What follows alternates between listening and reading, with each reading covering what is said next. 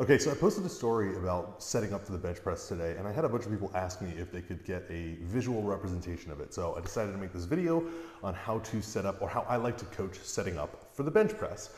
So there's gonna be two ways of setting up that I go through, one with your heels on the floor and one with your heels off the floor, depending on which federation you go to. I like to start them the exact same from the top to the bottom.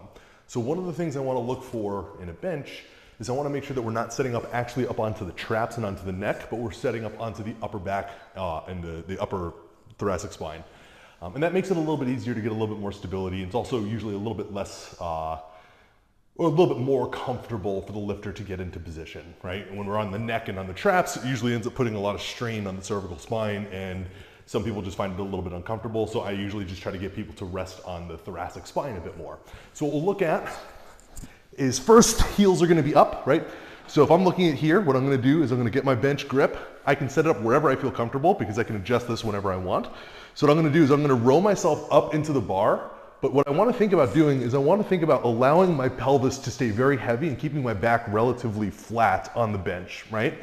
Then I'm gonna roll myself up and let myself trust fall down onto my upper back, right? So I'm gonna get a little bit of like a contraction in my erectors until I start to pull my feet back, and then I'm gonna get a nice big stretch in my abs. The reason why I like to do it like this for this setup is because as I pull myself up and let myself fall down, stepping my feet back will help to push my arch up a little bit higher to unrack and then press.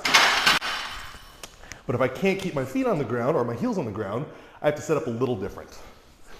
So I'm gonna set up a little further down. I'm gonna get that same thought of whole body heavy onto the ground. Then what I'm gonna do is I'm gonna pull myself up again, trust fall myself down, then push myself up and back under the bar, up onto my upper back, and then allow my butt to fall down in this position here to get me into a nice tight arch. So that's how I like to set up people for the bench press, with feet on the ground or with toes on the ground.